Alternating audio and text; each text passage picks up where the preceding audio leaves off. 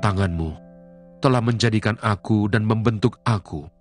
Berilah aku pengertian, supaya aku dapat belajar perintah-perintah-Mu. Orang-orang yang takut kepadamu melihat aku dan bersuka cita, sebab aku berharap kepada firman-Mu.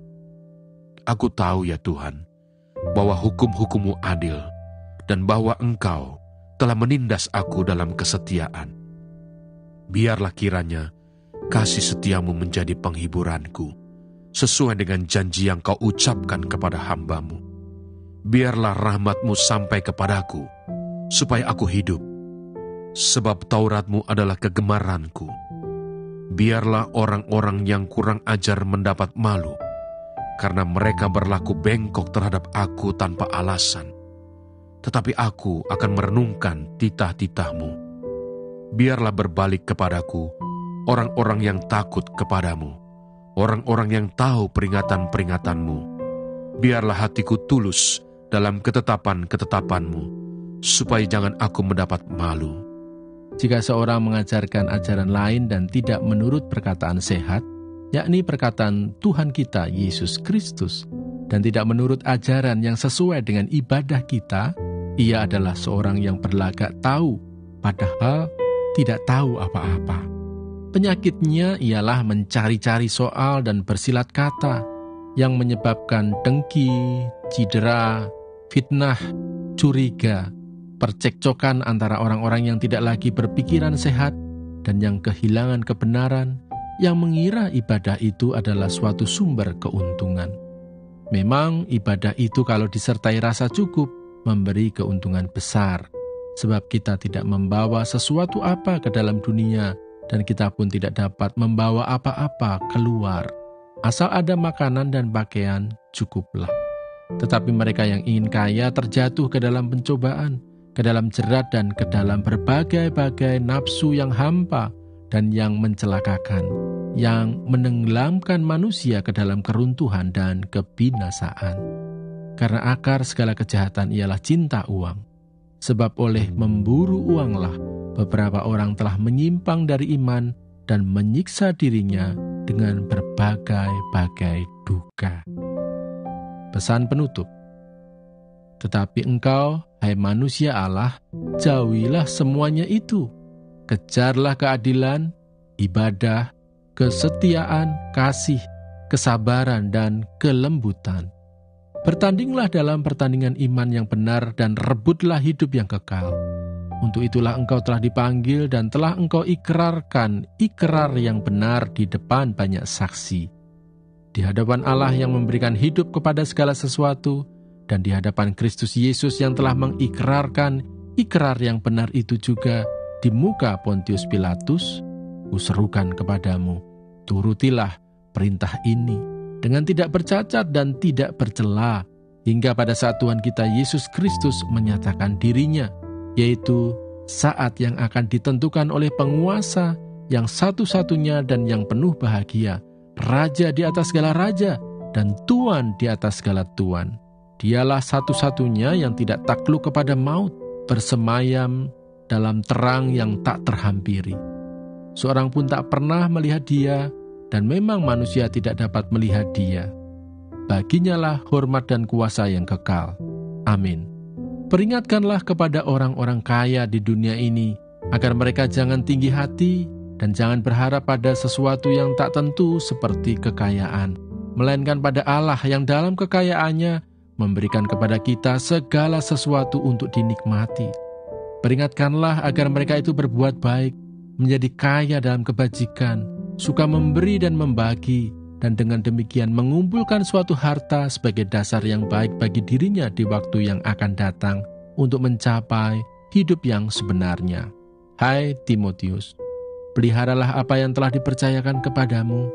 Hindarilah omongan yang kosong dan yang tidak suci, dan pertentangan-pertentangan yang berasal dari apa yang disebut pengetahuan. Karena ada beberapa orang yang mengajarkannya, dan dengan demikian telah menyimpang dari iman. Kasih karunia menyertai kamu.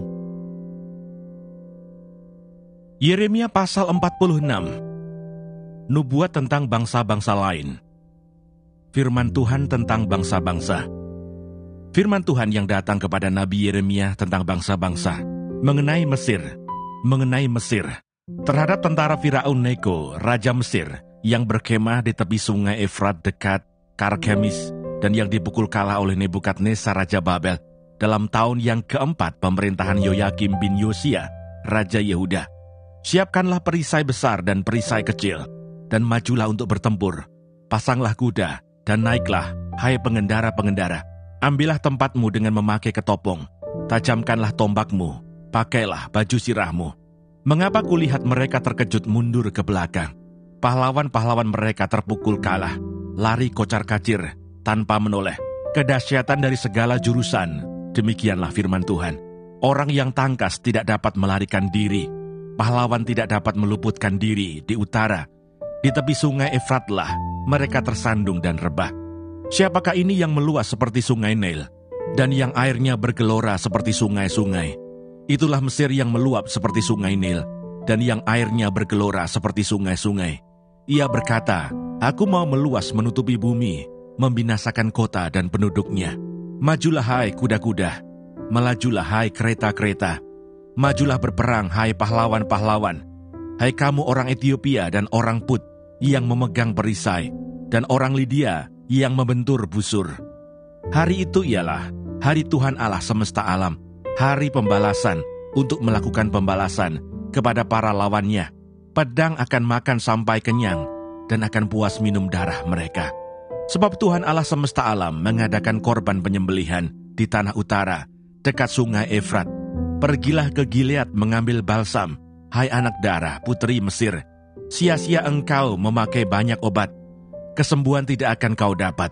Bangsa-bangsa telah mendengar tentang celamu, bumi telah penuh dengan teriakmu. Sebab pahlawan yang satu tersandung kepada pahlawan yang lain, keduanya rebah bersama-sama. Firman yang disampaikan Tuhan kepada Nabi Yeremia tentang datangnya Nebukadnezar Raja Babel untuk memukul kalah tanah Mesir. Beritahukanlah di Mesir dan kabarkanlah di Migdol, kabarkanlah di Memphis dan di Tahpanhes. Katakanlah, ambillah tempat dan bersiaplah, sebab sekitarmu habis dimakan pedang. Mengapa Apis melarikan diri? Tidakkah sanggup sapi jantanmu bertahan? Sungguh, Tuhan telah menundukkan dia. Banyak daripadamu yang tersandung dan rebah.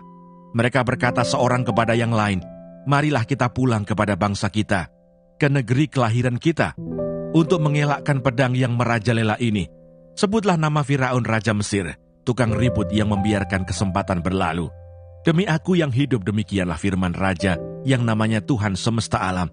Ia akan datang seperti gunung Tabor, yang menjulang di antara gunung-gunung lain.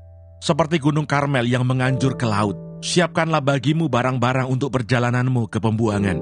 Hai putri Mesir yang sudah lama menetap, sebab Memphis akan menjadi sunyi sepi, dijadikan reruntuhan yang tidak berpenduduk lagi. Mesir adalah lembu muda yang elok, tetapi seekor pika dari utara mendatangi dia. Juga prajurit-prajurit upahan yang ada padanya adalah seperti anak-anak lembu tambun. Mereka pun berbalik dan melarikan diri bersama-sama.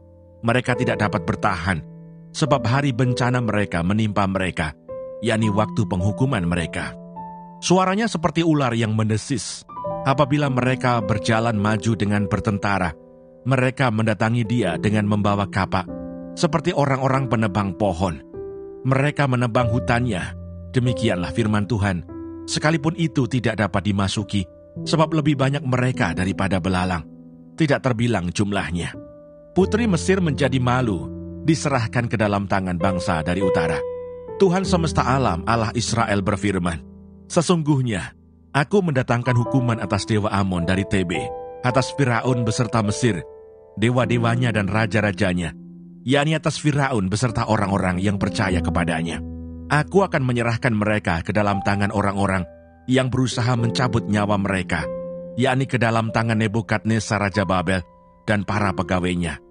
Tetapi sesudahnya, negeri itu akan didiami, seperti dalam zaman purbakala. Demikianlah firman Tuhan. Maka engkau janganlah takut, hai hambaku Yakub, janganlah gentar, hai Israel, sebab sesungguhnya aku menyelamatkan engkau dari tempat jauh, dan keturunanmu dari negeri pembuangan mereka. Yakub akan kembali dan hidup tenang dan aman, dengan tidak ada yang mengejutkan. Maka engkau janganlah takut, hai hambaku Yakub, demikianlah firman Tuhan, sebab aku menyertai engkau. Segala bangsa yang keantaranya engkau kucerai-beraikan, akan kuhabiskan. Tetapi engkau ini tidak akan kuhabiskan. Aku akan menghajar engkau menurut hukum, tetapi aku sama sekali tidak memandang engkau tak bersalah. Yeremia pasal 47. Mengenai orang Filistin. Firman Tuhan yang datang kepada Nabi Yeremia mengenai orang Filistin sebelum Firaun mengalahkan Gaza. Beginilah firman Tuhan. Lihat, air yang meluas mengamuk dari utara, menjadi sungai yang membanjiri negeri serta isinya, kota serta penduduknya. Manusia akan berteriak dan seluruh penduduk negeri akan meratap, mendengar bunyi derap kuku kudanya, mendengar derak-derik keretanya, kertak-kertuk rodanya. Para ayah tidak lagi berpaling menoleh kepada anak-anak, sebab tangan mereka sudah lemas. Oleh karena telah tiba harinya untuk membinasakan semua orang Filistin dan melenyapkan bagi Tirus dan Sidon setiap penolong yang masih tinggal. Sungguh, Tuhan akan membinasakan orang Filistin, yakni sisa orang yang datang dari pulau Kaftor. Gaza telah menjadi gundul, Askelon telah menjadi bungkam. Hai Asdod, sisa orang Enak, berapa lama lagi engkau menoreh-noreh diri? Ah, pedang Tuhan, berapa lama lagi baru engkau berhenti? Masuklah kembali ke dalam sarungmu, jadilah tenang dan beristirahatlah. Tetapi bagaimana ia dapat berhenti? Bukankah Tuhan memerintahkannya? Ke Askelon dan ke tepi pantai laut, kesanalah ia menyuruhnya.